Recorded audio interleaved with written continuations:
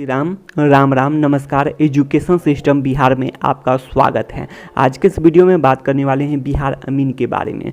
बिहार अमीन अभ्यर्थियों के लिए बड़ी खबर निकलकर सामने आ रही है। सबसे पहले हेडलाइन देख लेते हैं। राजस्व एवं भूमि सुधार मंत्री जी ने की बहुत बड़ी घोषणा, तो इसको भी देखने वाले हैं। ऐसे में आप लोग अनुमान लगा सकते हैं बिहार अमीन रिजल्ट शीघ्र जारी होने की पूरी संभावना बन रही है, जैसा कि बोर्ड का रिकॉर्ड रहा है, या फिर बात करें सिटी मैनेजर के अनुसार, या फिर बात करें कि आंसर की के मन से अधिक समय बीत चुके हैं। तो ऐसे में शीघ्र जारी होने की संभावना है, क्योंकि ऑनलाइन परीक्षा में देखा जाता है कि आंसर की के आने के बाद जल्द ही रिजल्ट जारी हो जाता है। तो ये सभी बातें निकल कर सामने आती है और अमीनों की काफ़ी कमी है, तो अंचलों में अमीनों की कमी है। तो ऐसे में आप लोग अनुमान ऐसे भी लगा सकते हैं कि रिजल्ट जल्द आनी चाहिए। अब आगे बात कर लेते हैं, क्या आज रिजल्ट जारी होगा? तो आप लोग उम्मीद बनाए रखें, काफ़ी समय बीत चुके हैं। तो ऐसे में यह अनुमान लगाया जा सकता है कि इस सप्ताह तक में रिजल्ट जारी हो जानी चाहिए, और यही उम्मीद बनाए रखें कि रिजल्ट जारी हो सकता है इस सप्ताह में। ऑफिशियल वेबसाइट पर जब तक नोटिस नहीं आ जाती हैं, तो आप लोगों को विश्वास और उम्मीद बनाए रखनी चाहिए। अब आगे बात कर लेते हैं, आगे देख लेते हैं बिहार अमीन लेटेस्ट न्यूज अपडेट टुडे। इस पर बात करने वाले हैं। राजस्व एवं भूमि सुधार मंत्री जी ने क्या कहे हैं, क्या घोषणा हुई है, इन सभी बातों को देखने वाले हैं। तो यहाँ देख लेते हैं। सबसे पहले राजस्व एवं भूमि सुधार मंत्री जी ने की बहुत बड़ी घोषणा। तो बहुत बड़ी घोषणा यह है कि बिहार में राजस्व कर्मचारी एवं अमीन की बहाली। तो ये बातें निकलकर सामने आई है, तो एक तरह से खुशखबरी कही जा सकती है बिहार अमीन अभ्यर्थियों के लिए।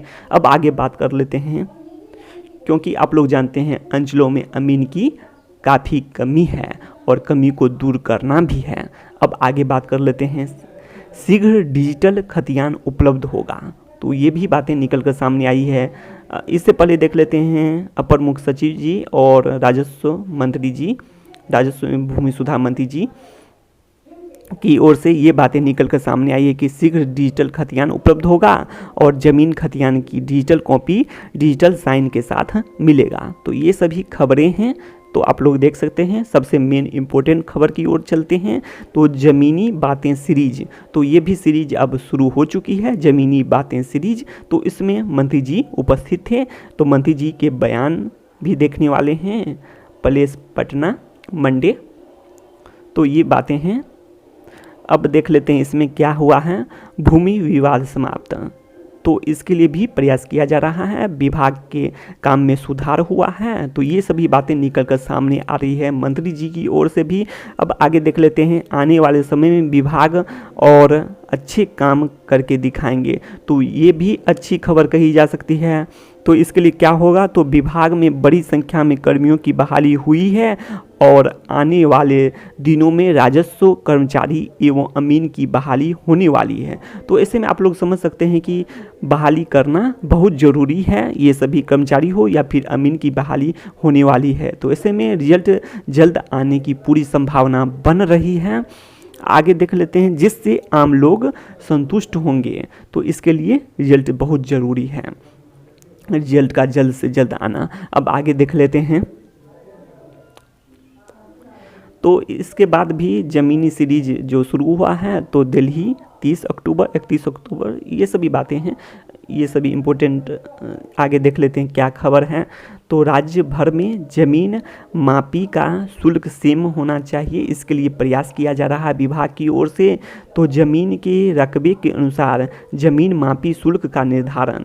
तो ये बातें निकल के सामने आई है कि अब रकबे के अनुसार, रकबे मतलब आप लोग समझ सकते हैं जैसे कि कट्ठा हो गया, तो अब कट्ठा के अनुसार यदि अब होगा ज़मीन मापी शुल्क। पहले ये चलता था कि दिन के अनुसार चलता था। तो ये बातें निकल के सामने आई है कि अलग अलग ज़िले अंचलों में अलग अलग शुल्क से परेशानी होती थी, क्योंकि दिन के अनुसार चलता था और दिन के अनुसार के साथ साथ और भी समस्या थी कि अभी के समय में यह बातें थी कि अभी के समय मतलब इससे पहले अभी तो यही बात है, अब विचार किया जा रहा है इस पर, जैसे कि शुल्क सेम हो, रकबे के अनुसार हो, ये सभी पर विचार किया जा रहा है विभाग द्वारा। लेकिन अभी क्या चल रहा है सो देख लेते हैं एक बार। अभी के समय में सरकार ज़मीन मापी के लिए जाने वाले अमीन के 1 दिन का वेतन भूस्वामी से लेती है। तो इसका मतलब आप लोग समझ सकते हैं, यदि सरकार अमीन नियुक्त रखते हैं, अमीन को बहाली करके रखते हैं, और यदि कोई किसान या फिर कोई भूस्वामी बात करें तो वे आवेदन करते हैं, तो आवेदन करने के बाद अमीन जो सरकारी अमीन जाते हैं तो उसका शुल्क भूस्वामी को देना पड़ता है। तो ये तो बात सही है कि आगे भी देना पड़ेगा, लेकिन अब रकबे के अनुसार देना पड़ेगा। तो अभी क्या चल रहा है, तो अभी यह चल रहा है कि देना पड़ता है दिन के अनुसार। तो ये बातें कभी कभी 2 दिन लग जाते हैं, तो ऐसे में आप लोग समझ सकते हैं कि 2 दिन लग गया तो डबल वेतन लग जाएगा, ऐसे में समझ सकते हैं भूस्वामी को। लेकिन जब रकबे के अनुसार हो जाएगा तो अच्छी खबर होगी सभी के लिए, जितने भी किसान हों या फिर सभी लोगों के लिए अच्छी खबर होगी। अब आगे देख लेते हैं, अगर किसी अंचल में पुराने नियमित अमीन कार्यरत हैं तो भूस्वामी द्वारा अमीन को 1 दिन का 3000 तक रुपया देना पड़ सकता है। तो ये भी बातें हैं कि जो पुराने अमीन और नए अमीन दोनों अंचल में काम करते हैं, आप लोग जानते हैं कुछ संविदा पर भी अमीन काम करते हैं, तो पुराने जो नियमित अमीन हैं तो उसके वेतन काफ़ी अधिक होते हैं, तो वे जाते हैं तो काफ़ी रुपया लग जाता है, लोगों को काफ़ी देना पड़ जाता है, 3000 से अधिक रुपया लग जाता है। जबकि नए अमीन का वेतन कम होता है, संविदा पर जो अमीन है उसका भी कम होता है, तो ऐसे में उन लोग जाते हैं, वे लोग तो 1000 तक में काम हो जाता है। तो भिन्नताएं होती, एक ही अंचल में कई अमीन होते हैं, आप लोग जानते हैं, तो ऐसे में भिन्नता देखने को मिलती है, किसी को ज़्यादा रुपया लग जाता है तो किसी को कम रुपया लगता है। तो यही कहना है कि एक ही अंचल में दोनों अमीन होते हैं, नए पुराने, तो ऐसे में उसी अंचल में किसी किसान को 3000 से अधिक देना पड़ता है, तो किसी को 1000 में ही काम हो जाता है। तो ये सभी समस्याएं थी, तो इसके लिए अब शुल्क का निर्धारण होगा और शुल्क सेम किया जाएगा, अब रकबे के अनुसार किया जाएगा, इस पर विचार किया जा रहा है। ऐसा हो जाता है तो अच्छी खबर होगी।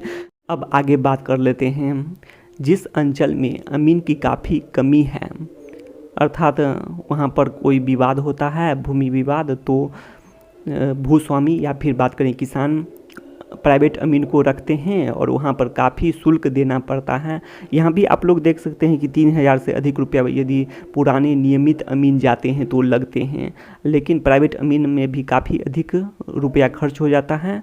बात करें तो यहाँ पर प्रोसेस थोड़ा डिले होता है सरकारी अमीन के लिए, तो रखते हैं प्राइवेट अमीन, क्योंकि अंचलों में अमीन की काफ़ी कमी है।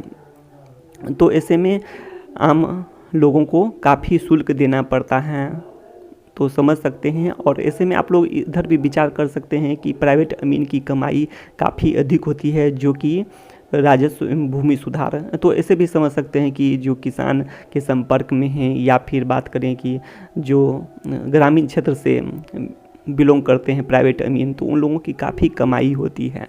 तो इस तरह से भी आप लोग समझ सकते हैं कि अमीनों की काफ़ी कमाई होती है।